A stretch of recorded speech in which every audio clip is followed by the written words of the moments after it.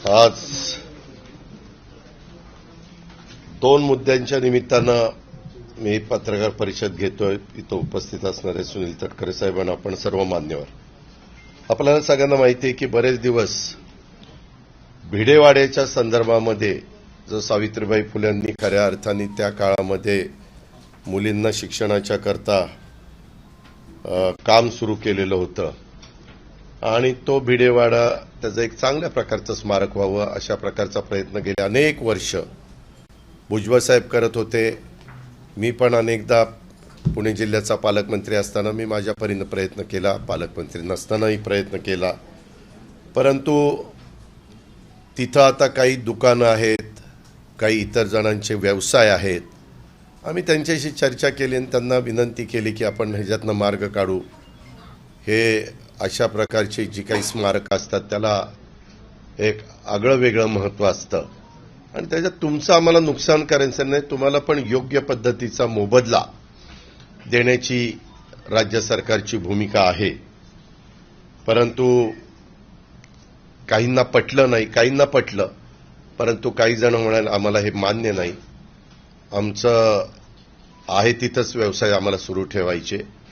आणि कोर्टामध्ये गेल्यानंतर काल नवरात्राच्या दिवशीच मुंबई उच्च न्यायालयाने तो ऐतिहासिक निकाल दिला आणि खऱ्या अर्थानं महिला शक्तीचा जागर घुमला असं म्हटलं तर काही चुकीचं ठरेल असं मला वाटत नाही. कारण हे सगळ्यामध्ये आम्ही सगळ्यांनी पुढाकार घेण्याचं कारण म्हणजे क्रांतीज्योती सावित्रीबाई फुले यांची मुलींची पहिली शाळा पुण्यातील भिडेवाडा इथं त्यांनी सुरू केली आणि त्याच वेळेस त्या जागेचे मालक तात्याराव भिडे हे होते आणि त्यांच्या नावावरूनच त्या शाळेला भिडे नाव पडलं आणि भिडेवाडा अशा पद्धतीनं नाव पडलं. आणि पुणे महानगरपालिकेच्या मुख्य सभेमध्ये देखील हे राष्ट्रीय स्मारक घोषित करण्याचा ठराव 2008च्या स्थायी समितीच्या मीटिंगमध्ये मांडण्यात आला आणि या जागेचं भूसंपादन करण्याच्या करता पण मान्यता देण्यात आली. आणि त्याच्यानंतर गाळेधारकांनी मुंबई हायकोर्टामध्ये धाव घेतली आणि हायकोर्टाने 2015ला आणि 2018ला राज्य सरकारला पण आपली भूमिका मांडण्याच्या करता सांगितलं. राज्य सरकारनी पण वेळोवेळी जरी सरकार वेगवेगळी असली, बदलली गेलेली असली तरी भूमिका मात्र प्रत्येक सरकारने हीच ठेवली की ती जागा मिळाली पाहिजे. आणि त्याच्यामध्ये देखील मला खूपदा भुजबळ साहेबांचा विशेष उल्लेख करावा असं वाटतो की त्यांनी इतका आग्रह, म्हणजे इतके ते आग्रही असायचे की अजित हे झालं पाहिजे. आपण सगळेजण तिथं असताना का होत नाही, कशात आपण कमी, कुठं मांडायला आपण कमी पडतो. आणि त्याच्यामध्ये त्यांनी पण तो वाद त्यांच्या स्तरावर पण मिटवण्याचा प्रयत्न केला. परंतु नोव्हेंबर 2021 मध्ये त्या वाड्यातील दुकानदार आणि रहिवासी यांच्यासोबत मी पण बैठक घेतली होती. भुजबळ साहेब पण त्या बैठकीला होते, परंतु दुर्दैवाने यश मिळालं नाही. आणि पुण्यातील भिडेवाड्याच्या संदर्भात स्थानिक जे पोटभाडेकरूंनी पुणे मनपा आणि राज्य सरकारच्या विरोधात दाखल केलेली याचिका मुंबई उच्च न्यायालयाने फेटाळली आणि भिडेवाडा हे क्रांतीज्योती सावित्रीबाई फुले यांचं स्मारक करण्याचा मार्ग अखेर मोकळा झालेला आहे. हे एक चांगली बाब आहे. मी पुन्हा पुण्याला गेल्यावर पण यांना बोलणार आहे किंवा आता हायकोर्टाचा निकाल आपण सगळेजण मान्य करूया. तुमच्या इतर काही गोष्टी असतील तर त्या चर्चेतनं आपल्याला सोडवता येतील आणि कसं ते स्मारक लवकरात लवकर प्रत्येकाचं जे स्वप्न आहे ते पूर्ण होईल अशा प्रकारचा प्रयत्न आम्ही लोक करणार आहोत. हे मला प्रकर्षाने आपल्याला सगळ्यांना सांगायचं होतं. दुसरं, पत्रकार मित्रांनो, एक गोष्ट आपल्या सगळ्यांच्या लक्षात आणून द्यायची. आपल्याला सगळ्यांना माहिती आहे की मी माझं सगळ्यांना सांगायचं होतं. दुसरं, पत्रकार मित्रांनो, एक गोष्ट आपल्या सगळ्यांच्या लक्षात आणून द्यायची. आपल्याला सगळ्यांना माहिती आहे की मी माझं काम भले आणि मी भला. मी जास्त काही कोणाच्या कॉमेंट्स कुणी केल्या तर त्याला उत्तरं वगैरे देत बसत नाही. ज्याचं त्याला लागला आपलं आपलं काम भले असं करून मी माझा पुढं जात असतो. परंतु गेले 3-4 दिवस माझ्याबद्दल सातत्याने इलेक्ट्रॉनिक मीडियामध्ये आणि काही बाबतीमध्ये प्रिंट मीडियामध्ये पण बातम्या आल्या. मी त्या बातमीला जास्त महत्त्व दिलं नाही, कारण तुम्ही सगळे पत्रकार मित्र आहात. तुम्ही जर बारकाईने बघितलं तर तसा त्या बातमीशी माझा अर्थार्थी दुरान्वयी देखील संबंध नाही. आपल्याला सगळ्यांना माहिती आहे की अनेक वर्ष पुणे जिल्ह्याचा पालकमंत्री मी फक्त 99 ते 2004 साली नव्हतो, त्याच्यानंतर ज्या सरकारमध्ये काम केलं त्यांनी मला पुण्याचा पालकमंत्री ठेवलं. अपवाद फक्त मी सरकारमध्ये नव्हतो तो काळ होता. आणि त्याच्यामुळं नेहमीच माझी कामाची पद्धत असते की ज्या जिल्ह्याची जबाबदारी आपल्यावर असेल त्या जिल्ह्याचे विकासाचे प्रश्न मार्गी लागावेत. त्याच्यामध्ये ॲज अ गार्डियन मिनिस्टर या नात्याने ज्या काही आढावा बैठका घ्यायच्या असतात, मी आत्ता पण उपमुख्यमंत्री 100 दिवस झाले होऊन गेलो, त्याही वेळेस तुम्ही बघताय की माझ्याकडं अनेकदा अनेक बैठका चाललेल्या असतात, अनेक मिटिंग, अनेक आढावा आम्ही घेत असतो आणि त्या कामाला कशी गती देता येईल, काही प्रॉब्लेम असतील सर सॉल्व कसे करता येतील, अशा प्रकारचा आमचा प्रयत्न असतो. थोडंसं सुरुवातीला पत्रकार मित्रांनी बातम्या पण दिल्या, अजित पवार वित्त नियोजन खात्याचा मंत्री आहे, ह्या खात्याचे आढावा घेतो, त्या खात्याचा आढावा घेतो. वास्तविक आढावा घेतला म्हणजे काही जो त्या खात्याचा मंत्री असतो त्याचं काही काढून घेतलं अशातला होत नाही. उलट त्या मंत्र्यांना पण कधी कधी एखादी गोष्ट फायनान्समुळे थांबलेली असते, कधी एखादी गोष्ट प्लॅनिंगने काही प्रश्न निर्माण केलेले असतात, कधी एखादी गोष्ट काही आणखीन कुठल्या डिपार्टमेंटचा प्रश्न येतो तिथं थांबलेली असते, कधी एखादी मीटिंग झाल्यावर पाठपुरावा होत नाही म्हटल्यानंतर थोडंसं ते साईडला काम पडतं. असं होऊ नये म्हणून आम्ही ते आढावा घेत असतो. आणि तसं पुण्यामध्ये देखील मी नेहमीच आढावा घेतो. पुण्यातल्या पत्रकार मित्रांना माहिती आहे, पुणेकरांना पण सगळ्यांना माहिती आहे. परंतु आत्ता मधी एका रिटायर IPS ऑफिसरनी एक पुस्तक लिहिलं आणि त्या पुस्तकाच्या बद्दल सातत्याने काही ना काही बातम्या यायला लागल्या आणि पार त्याच्यात अजित पवार आता अडचणी येत, अजित पवारांची आता चौकशी करा, अजित पवारांनी असं केलं, अजित पवारांनी तसं केलं. मी काही केलं नाही. मी आपल्याला सगळ्यांना सांगतो की त्याच्या संदर्भात मी एक क्लिप बघितली एका चॅनलला. तत्कालीन विभागीय आयुक्त आणि राज्य शासनाचे म्हणजे दिलीप बंड यांनी सविस्तर स्पष्टीकरण केलं. त्याच्यामध्ये सदर प्रकरणातील कागदपत्रांचं मी अवलोकन केलं. ते बघता 2008 साली हे प्रकरण सुरू झालेलं होतं. पत्रकार मित्रांनो, 2008 साली हे प्रकरण ज्यावेळेस सुरू झालं त्यावेळेस आता काही जण हयात पण नाही आहेत, परंतु 2008ला महाराष्ट्र शासनाच्या गृह विभागाने 21 फेब्रुवारीला एक GR काढला आणि त्याच्यामध्ये अशी प्रस्तावना लिहिली, पुणे शहर या परिसरातील वाढते औद्योगिकरण व त्यासाठी लागणारे पोलीस कार्यालय व निवासस्थानाची गरज भागवणी यासाठी पोलीस विभागाकडे उपलब्ध असलेल्या जागेचा कशा प्रकारे उपयोग करता येईल याचा विचार करून त्या अनुषंगाने प्रस्ताव तयार करण्यासाठी संबंधितांची समिती गठीत करण्याची बाब शासनाच्या विचाराधीन होती. शासन निर्णय या बाबींचा विचार करून पुणे शहर परिसरात पोलीस विभागाकडे उपलब्ध असलेली जागेची पाहणी करून सदर जागेचं पोलीस कार्यालय व निवासस्थानाची गरज भागवण्यासाठी कशा प्रकारे उपयोग करता येईल हे तपासून त्यानुसार प्रस्ताव शासनास सादर करण्याकरता खालील प्रमाणे समितीची गठीत करण्याचा शासन मान्यता देण्यात येत आहे. समितीचं स्थान, त्याच्यात अध्यक्ष विभागीय आयुक्त महसूल पुणे, जिल्हाधिकारी सदस्य पुणे, पोलीस आयुक्त पुणे सदस्य पुणे, PMC कमिशनर सदस्य, अप्पर पोलीस आयुक्त प्रशासन सदस्य सचिव, मुख्य अभियंता सार्वजनिक बांधकाम विभाग पुणे. उपरोक्त समितीनं आपला अहवाल व प्रस्ताव 3 महिन्यात शासनास सादर करावा. महाराष्ट्राचे राज्यपाल यांच्या आदेशानुसार गृह विभागाच्या कार्यसन अधिकाऱ्याचं सहीचं ही 6 जणांची समिती नेमली, त्याचं हे पत्र. हे 21 फेब्रुवारी 2008चं. ते पत्र झाल्यानंतर त्याच्या संदर्भात ती कमिटी बसली असेल, काय झालं असेल मला त्याच्यामध्ये माहीत नाही, कारण ते डिपार्टमेंटच वेगळं असल्यामुळे माझा तसा अर्थार्थी काही त्याच्याशी संबंध नव्हता. परंतु त्या संदर्भामध्ये पुढे हे पत्र होतं 21 फेब्रुवारीला आणि त्यांना ते द्यायला सांगितलेलं होतं. त्याच्या संदर्भात समितीनं अनेकदा बसले, समिती गठन झाली 21/2/2008ला. जे मी आत्ता सांगितलं, शासनाने गठीत केलेल्या समितीचा अहवाल शासनाला प्राप्त झाला 5/8/2008ला, म्हणजे 6 महिन्यांनी.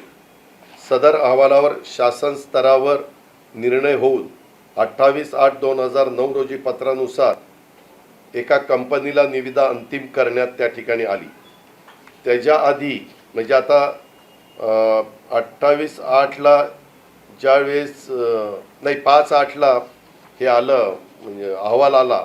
अहवाल आल्यानंतर त्याच्यामध्ये एक अशी पण तत्कालीन त्यावेळेसचे गृहमंत्री यांच्या दालनामध्ये एक बैठक झाली. त्या बैठकीत पुणे शहर परिसरात पोलीस विभागाचे कार्यालय निवासस्थानाची गरज भागावी यासाठी पोलीस यंत्रणेकडे असलेल्या जागेचा उपयोग करण्यासाठी प्रस्ताव तयार करण्याबाबत माननीय मंत्री गृह यांच्या उपस्थितीत त्यांच्या मंत्रालयीन दालनात 16/1/2009 रोजी झालेल्या बैठकीचे इतिवृत्त. बैठकीस खालील अधिकारी आज उपस्थित होते: स्वतः गृहमंत्री, नंतर श्रीमती चित्कला झुक्सी, अप्पर मुख्य सचिव गृह, नितीन करील, त्यावेळेसच्या मुख्यमंत्र्यांचे सचिव, A.N. रॉय, पोलीस महासंचालक महाराष्ट्र शासन त्यावेळेसचे, उपसचिव गृह विभाग M.ध. कांबळे. आणि मग वेगवेगळी त्यांनी चर्चा त्याच्यामध्ये केली आणि चर्चा केल्यावर त्याच्यातनं येरवडा पोलीस स्टेशन करता निविदा मागून BOT तत्वावर एक पथदर्शी प्रकल्प राबवण्याकरता प्रकल्पाचे आर्थिक विश्लेषण मुख्य अभियंता सार्वजनिक बांधकाम विभाग पुणे यांच्याकडून तयार करून घेण्याच्या सूचना विभागीय आयुक्तांनी दिल्याचे अप्पर मुख्य सचिव गृह यांनी मंत्री महोदयांना सांगितले.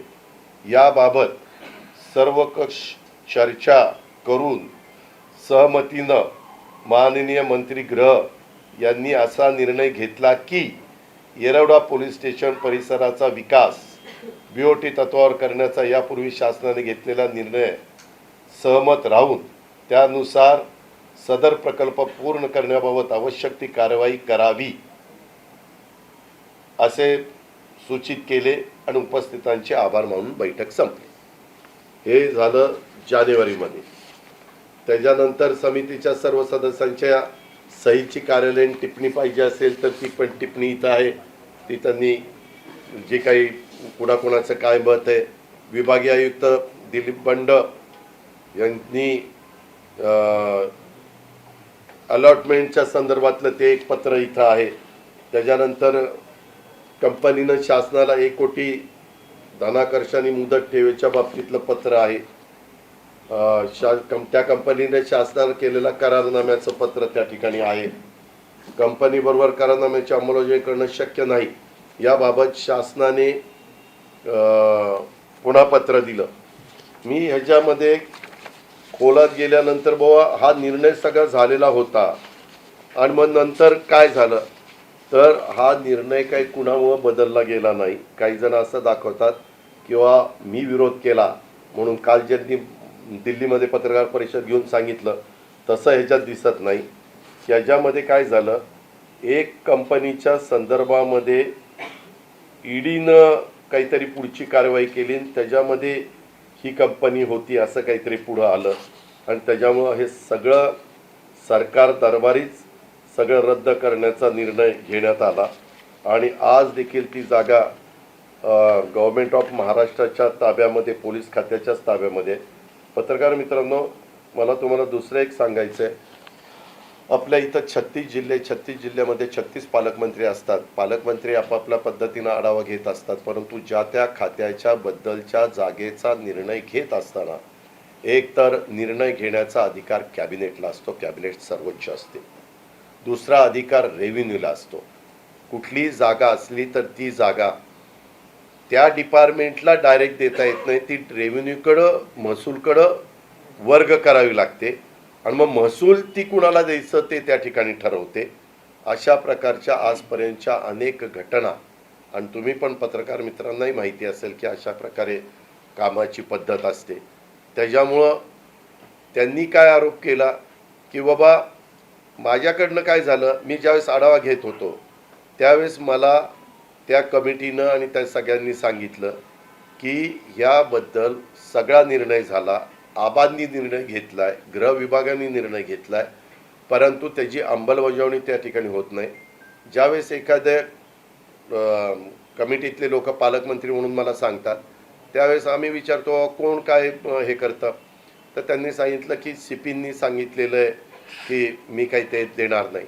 म्हणून मी त्यांना एकदा तिथं बोलवलं असेल आणि त्यांना विचारलं असेल, त्यांनी सांगितलं की मला काही द्यायचं नाही. मी म्हटलं द्यायचं नाही तर नका देऊ. मला आपण प्रयत्न केला, त्यांचं त्यांना ऐकायचं नसेल तर मला काही त्याच्यात आग्रह करण्याचं काही कारण नव्हतं. पण पत्रकार मित्रांनो, तुम्हाला दुसरं एक मी सांगतो, मी 91 साली पहिल्यांदा ह्या मंत्रालयामध्ये सुधाकर नाईकांच्या मंत्रिमंडळामध्ये राज्यमंत्री म्हणून कामाची सुरुवात केली आणि त्याच्यानंतर अनेक पदांवर मला कामाची संधी मिळाली. अनेक मुख्यमंत्र्यांच्या बरोबर मला काम करता आलं, अनेक सहकाऱ्यांच्या बरोबर मला काम करता आलं. मी कधीही सरकारचं नुकसान होईल अशा प्रकारचा निर्णय घेत नाही. एखादा निर्णय माझ्या लक्षात आला किंवा हे काही बरोबर नाही तर मी स्वतःच सरळ सांगून टाकतो की हा निर्णय माझ्याकडनं काही होणार नाही, कुणी काय ज्याबद्दल माझ्याकडे पाठपुरावा करू नका. दुसरी गोष्ट, मी आजपर्यंत सुरुवातीपासून जवळपास आज 32 वर्ष झाली अधिकाऱ्यांशी, IAS ऑफिसर असू द्यात, IPS ऑफिसर असू द्यात, वरिष्ठ अधिकारी, कलेक्टर, CEO, विभागीय आयुक्त, कुठलाही अधिकारी असू द्यात, या सगळ्यांशी मी व्यवस्थितपणे बोलत असतो. माझा स्वभाव जरी कडक असला तरी देखील एखादी गोष्ट माझ्याकडं आता अनेक वर्ष सेल टॅक्स डिपार्टमेंट होतं, नंतर त्याचा LBT झालं, त्याचंच नंतर व्हॅट झालं, नंतर त्याचंच GST झालं, हे आपल्याला सगळ्यांना माहिती आहे. तुम्ही त्याही सगळ्या आयुक्तांना विचारा की बाबा अजित पवारकर डिपार्टमेंट असताना बदल्यांचा अधिकार पण पत्रकार मित्रांनो माझा सगळा आयुक्तांना असतो. मी अजिबात हस्तक्षेप करत नाही. मी त्यांना सांगतो की मला माझं म्हणण्यापेक्षा आपल्या सरकारचं उत्पन्न वाढवून द्या. तुम्हाला जे पोस्टिंग जिथं कुणाला करायचं तिथं करा. माझ्याकडे लोकप्रतिनिधी आले तरी मी सांगतो GST हे सगळ्यात जास्त उत्पन्न देणारं, टॅक्स देणारं डिपार्टमेंट आहे. तिथं तुम्ही कुणी अमका अधिकारी इथं ठेवा, तमका अधिकारी तिथं ठेवा सांगू नका, कारण तसा आमदारांचा आणि GST डिपार्टमेंटचा अर्थार्थी संबंध येत नाही. आणि त्याच्यामुळं कधी अधिकाऱ्यांनी मला सांगितलं, अनेक अधिकारी आत्तापर्यंत, आत्ता तर बरेचसे रिटायर पण झाले, चीफ सेक्रेटरी असतील किंवा इतर कुणी पण असतील, त्यांनी जर लक्षात आणून दिलं की अजित पवार हे अडचणीचं म्हणजे कायद्याच्या नियमाच्या चौकटीमध्ये बसत नाही, तर मी फार काही त्याच्यात आग्रह करत नाही. मी सरळ सांगतो की ते सोडून द्या, बाजूला ठेवा आणि त्या पद्धतीनं पुढं जावा. ह्यामध्ये त्या पुस्तकाच्या निमित्तानं कदाचित त्या व्यक्तीला असंही वाटलं असेल की बाबा आपण पुस्तकामध्ये, म्हणजे त्यांनी पण काल बोलताना सांगितलं त्या पुस्तकात बरंच काही आहे, परंतु हाच विषय का सगळ्यांनी जास्त लावून धरला ते काही कळायला मार्ग नाही, असं त्यांनी पण बोलता बोलता त्या ठिकाणी बोलून दाखवलं. बऱ्याचदा काही जण पुस्तक वगैरे लिहित असताना शक्यतो काहींना असं वाटतं की काही प्रसिद्धीसाठी खळबळजनक अशा प्रकारच्या काही गोष्टी लिहिल्या तर त्याला वेगळ्या प्रकारची प्रसिद्धी मिळते, आणि तसंही कदाचित झालं असेल. त्याच्यात लगेच विरोधी पक्षातल्या काही पक्षाच्या अध्यक्षांनी, काही विरोधी पक्ष नेत्यांनी लगेच ही चौकशी करा वगैरे वगैरे. अर्थात तो त्यांचा अधिकार आहे, तो लोकशाहीमध्ये प्रत्येकाला आपलं आपलं मत व्यक्त करण्याचा अधिकार आहे, परंतु त्याची चौकशी करा नाहीतर आणखीन काय करा, आपल्याला त्याच्याशी काही घेणं नाही. कुठल्याही ठिकाणी माझी याच्यामध्ये सही नाही. कुठल्याही मिटिंगला, ज्या मिटिंग होतात या निर्णय घेण्याच्या संदर्भात, कुठल्याही मिटिंगला माझ्या माहितीप्रमाणे मी कुठं हजर नाही.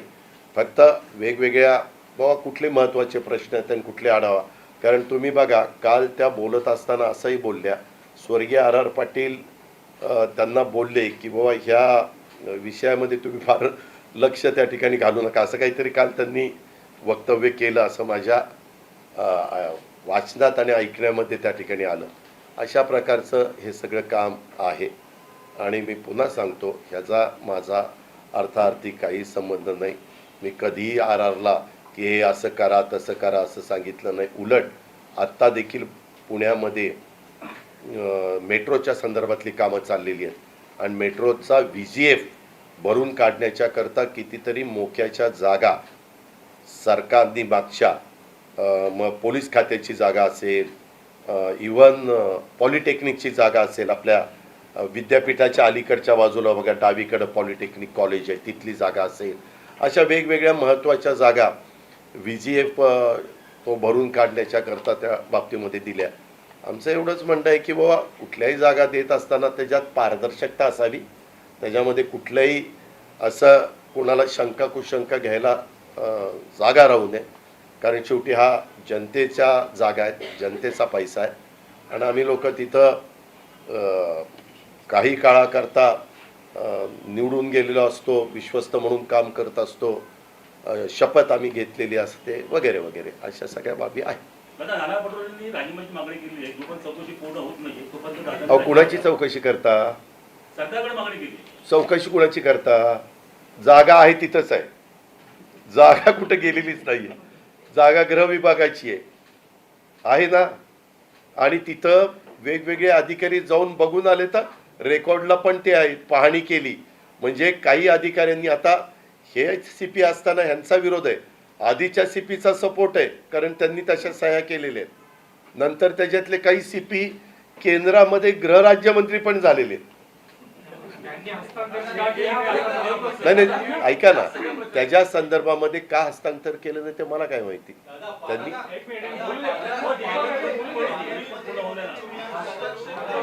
एखादी विचारा,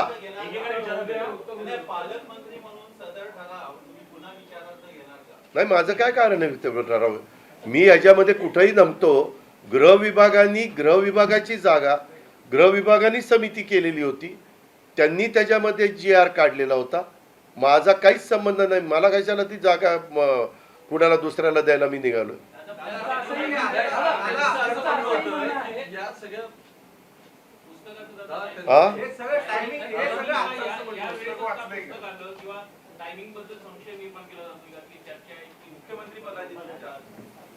नाही मला हे का प्रत्येकाच्या वेगवेगळ्या प्रकारचं काम असतं.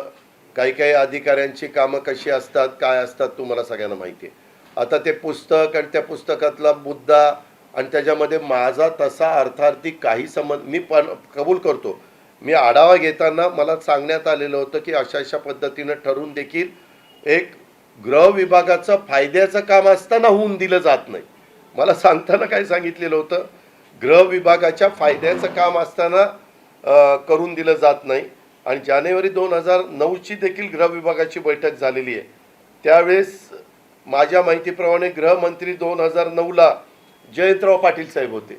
म्हणजे याच्यात दोन्ही तसा सांगलीकर गृहमंत्री होते, एक स्वर्गीय RR पाटील होते आणि एक जयंतराव पाटील होते.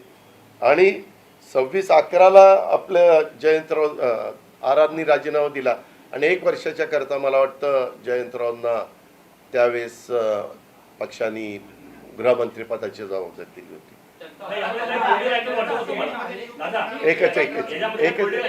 एकच मिनिट. त्यांचं असंही म्हणणं आहे की त्यावेळी माझी मुदतीपूर्वी बदली केली गेली, बिबवेवाडीमध्ये त्याच महिन्यामध्ये काहीतरी घटना घडली, त्याचं खापर पूर्णपणे तुम्ही माध्यमांशी बोलताना माझ्यावर फोडलं आणि त्यामुळे माझी मुदतीपूर्वीच बदली करणार. एक मिनिट, मी अशा बदल्या कोणाच्या करत नाही. माझ्या डिपार्टमेंटच्या बदल्या करण्याचा माझा अधिकार आहे. परंतु आत्ता पण तुम्ही बघताय ज्या कोणी बदल्या आहेत तिथं ते सगळे मागच्या काळातच आलेले अधिकारी आहेत. आपण आपलं काम व्यवस्थितपणे केलं तर कुठलाही अधिकारी असेल तर त्याच्याकडनं आपण काम करून घेऊ शकतो. कारण आपल्याला वेडीवाकडी चुकीची कामच करायची नाही. आपल्याला कायद्याच्या नियमाच्या चौकटीमध्ये बसून जी कामं केली गेली पाहिजेत तीच झाली पाहिजेत, हाच आपला कटाक्षाने प्रयत्न असतो. आणि हे सगळं करत असताना पत्रकार मित्रांनो मी नेहमी सांगतो, ह्याच्यात राजकीय हस्तक्षेप आमचा कुणाचाही नसला पाहिजे. त्यांना त्याच्यामध्ये पूर्णपणे मुभा दिली पाहिजे.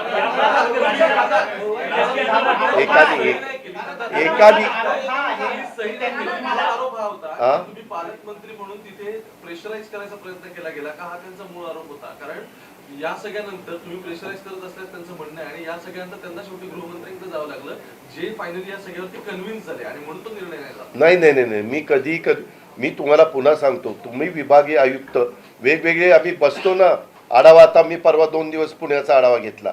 वेगवेगळे प्रश्न, इतके पुण्यामध्ये प्रश्न असतात, मेट्रोचे प्रश्न असतात, महावितरणचे प्रश्न असतात, ट्रॅफिकचे प्रश्न असतात, तुम्ही कोयता गँगचे प्रश्न असतात, वेगवेगळे अनेक प्रश्न. ससूनच्या मध्ये तो काही प्रश्न निर्माण झालेले होते आणि त्या संदर्भात त्यांनी मला कोणी सांगितलं की वो अशा अशा प्रकारे आमची समिती नेमली, असं झालंय तसं झालंय आणि ती जागा आपल्याला गृह विभागाला चांगल्या प्रकारे घरं बांधून मिळत आहेत, क्वार्टर्स बांधून मिळत आहेत, त्यांची अवस्था अतिशय दयनीय आहे आणि कुठंही नुकसान नाही, उलट आहे ते फायद्याचंच आहे वगैरे वगैरे. तर मी म्हणलं मग कुणाचा विरोध आहे? तर ते म्हणले की वो आत्ताचे जे CP आहेत त्यांनी विरोध केलेला आहे. म्हणून म्हणलं त्यांना बोलवा, त्यांना विचारलं तर ते म्हणले नाही माझ्या बुद्धीला पटत नाही. म्हणलं पटत नाही तर राहू दे. त्याच्यावर ह्याच्यापेक्षा मी काय केलं? आताच ही सगळी बातमी किंवा आताचे पुस्तक पुढे येणं, बातमी होणं, त्याची याचं हे जे टायमिंग आहे, कारण चर्चा हे काम पत्रकार मित्रांचं आहे. हेच टायमिंग गाठायचं कारण काय? मला काय करायचं? याच्यामध्ये जो बिल्डर इन्व्हॉल्व आहे, त्याच्यामुळे ही कॉन्ट्रोवर्सी झालेली आहे का ईडी आणि सीबीआयच्या ज्या काही इन्क्वायरी? मला त्याच्याबद्दल काहीच माहित नाही, कारण ही केस कधीची 2008ची, आपण 2023ला 15 वर्ष झालेली आहे. 15 वर्ष काही साधा काळ नाहीये. त्याच्यामुळं त्या संदर्भात पेपर्स आहेत, सगळ्या काही गोष्टी आहेत. काही कुठं माहितीच्या अधिकारात तुम्ही पण माहिती मागितली तर कुठली माहिती झाकून राहणारच नाहीये. आणि त्याच्याबद्दल त्यावेळेस या कमिटीचे अध्यक्ष होते दिलीप बंड, त्यांनी पण प्रेस कॉन्फरन्स घेऊन काय सांगितलं, त्यांनी पण काय सांगितलं, त्याच्यात अजित पवारांचा काही संबंध नाही.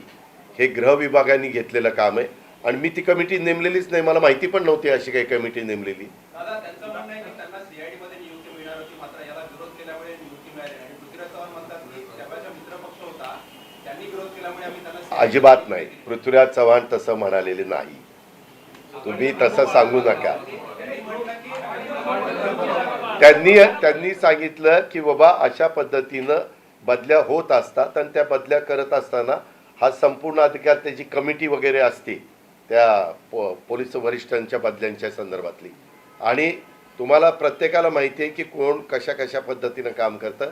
हे काही मग हे झालं होतं तर हे आत्ता काढायचं काय कारण होतं? मग ते तेव्हाच का नाही काढलं?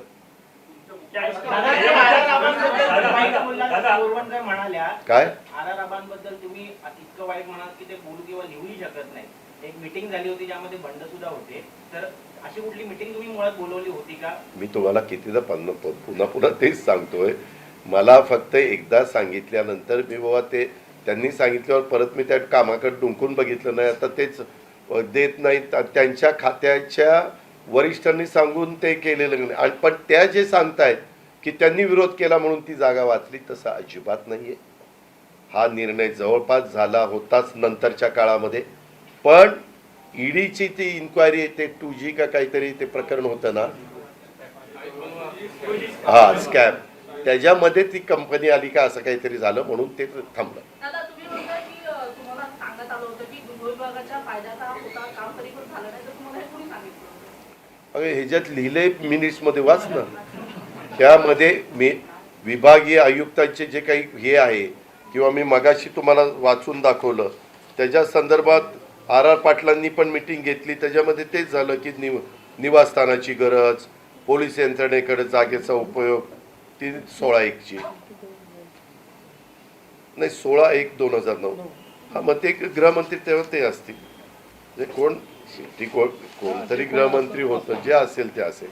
आणि त्याच्या संदर्भात विश्लेषण वगैरे ते सगळं आहे.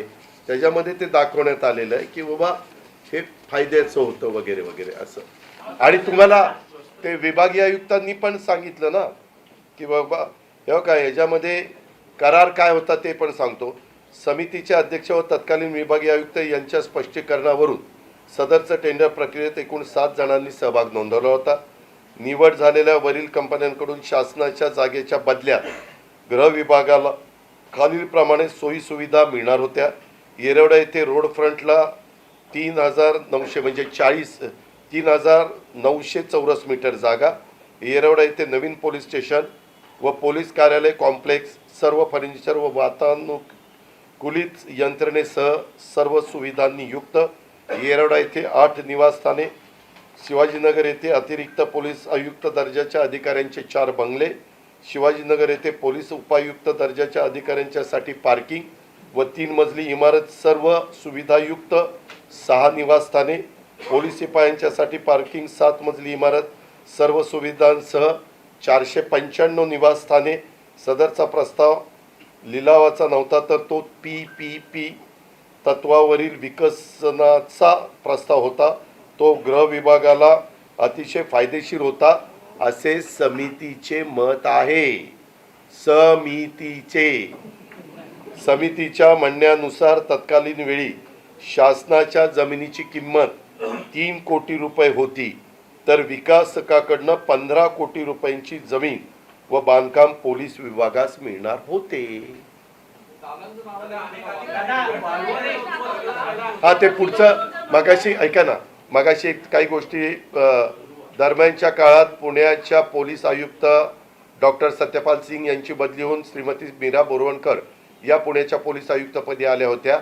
त्यावेळी समितीच्या विनंतीवरून सदरचा विषय त्यांना समजावून सांगण्यात आला होता। शासनाचा त्यामागचा उद्देश व आतापर्यंत पूर्ण झालेली प्रक्रिया या विषयावर चर्चा झाली होती। प्रत्येक अधिकाऱ्याचा दृष्टिकोन वेगळा असू शकतो।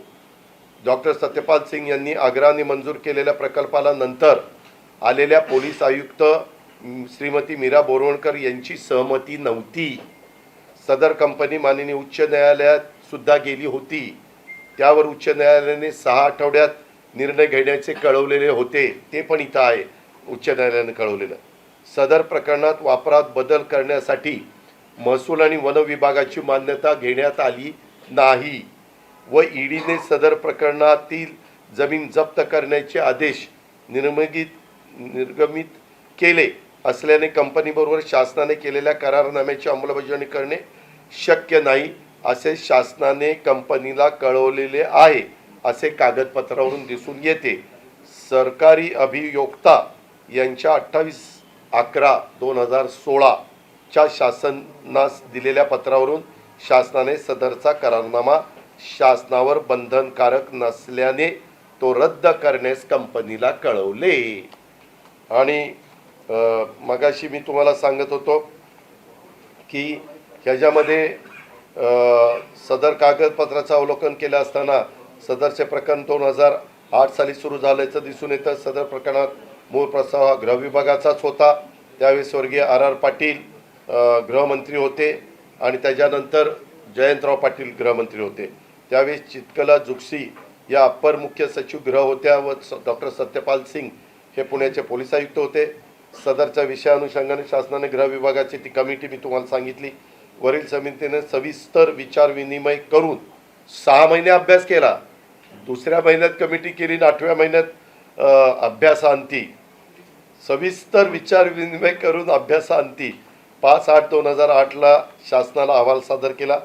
तत्कालीन अमुस ग्रह यांनी सुद्धा सदर ठिकाणी 2 वेळेला भेट दिली। त्या अहवालावर शासन स्तरावर निर्णय होऊन 28/8/2009 रोजी त्या कंपनीला मेसर्स एव्हर स्माईल कंपनीला निविदा अंतिम करण्यात आली। लेटर ऑफ अलॉटमेंट देण्यात आलं। शासनातर्फे नोंदणीकृत करारनामा करण्यात आला। आवश्यक ती बँक गॅरंटी देण्यात आली। हा संपूर्ण विषय हा गृह विभाग व शासनाने नेमलेल्या 6 सदस्यीय समिती हाताळत होती। या विषयाचा माझा काहीही संबंध नव्हता। सदर समितीमध्ये पुण्याचे तत्कालीन पोलीस आयुक्त सत्यपाल सिंग हे पोलीस अधिकारी होते। ते आपल्या देशाचे नंतर गृहराज्यमंत्री बनले। पोलीस विभागातील कर्मचाऱ्यांना अधिकाऱ्यांना जुन्या झालेल्या पोलीस स्टेशनचे प्रश्न वगैरे वगैरे पालकमंत्री या नात्याने विविध विकास कामाचा आढावा घेणे हे त्या पालकमंत्र्याचे काम असतं। सदर आढावा घेताना सदरचा विषय शासनाच्या मान्यतेनंतरही तसाच पडून असल्याने शासकीय समितीने माझ्या निदर्शनास आणून दिले आणि जागा हस्तांतरित झाली नाही असं सांगितलं। एवढ्या पुरताच माझा संबंध आला म्हणून ते प्रश्न विचारला, पण त्यांनी सांगितलं नाही तर नाही।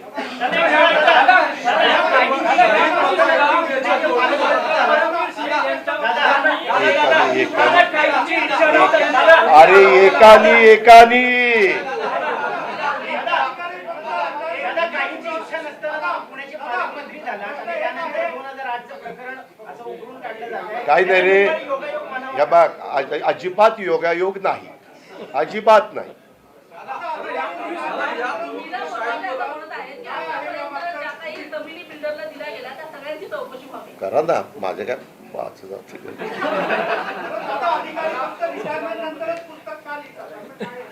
अहो मला तर एकाने माझ्या डोक्यात आज सांगितलं की IAS IPS ऑफिसर महत्त्वाचे अधिकारी रिटायर झाल्यानंतर अशा पद्धतीनं काही लिखाण करायचं म्हटलं तर त्याची पूर्व परवानगी घ्यावी लागते म्हणे.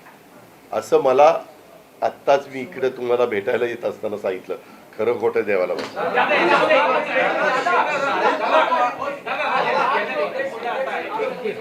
याच्यामध्ये एकच मुद्दा असा आहे की काय एकच मुद्दा आहे, त्यात 2 गृहमंत्री इन्व्हॉल्व होते ज्यांची नावं तुम्ही घेतली. जयंत पाटील पण गृहमंत्री होते, RR पाटील आता आपल्यात नाही.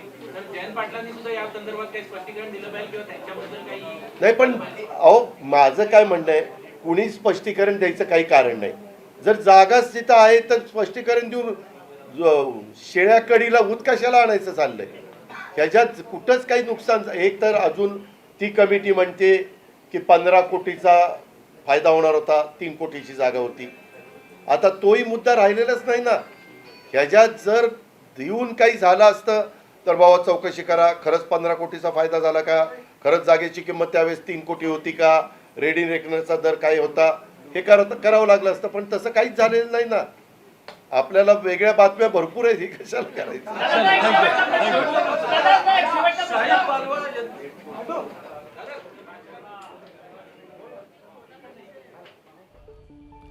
पुण्याच्या तत्कालीन पोलीस आयुक्त मीरा बोरवणकर यांनी नुकताच आपल्या पुस्तकामध्ये ज्या आरोप केलेल्या त्या आरोपांवर अजित पवार यांनी सविस्तरपणे उत्तर दिलंय. त्यावेळेस झालेले जे सगळे शासन करार होते, जे निर्णय होते, त्या सगळ्याचं वाचन केलं आणि या सगळ्या व्यवहाराशी याचा कशाशीच माझा काहीही संबंध नाही. फक्त एका बैठकीमध्ये एक प्रश्न आपण तत्कालीन पोलीस आयुक्तांना विचारला होता, ज्यावर त्यांनी नाही असं उत्तर दिलं होतं. विषय तिथेच संपला होता. मात्र त्यानंतर हे प्रकरण अशा पद्धतीनं का पुढे आणण्यात येतं याबाबत मला काहीही कल्पना नसल्याचं अजित पवार यांनी या पत्रकार परिषदेमध्ये स्पष्ट केलंय. ABP माझा, उघडा डोळे बघा नीट.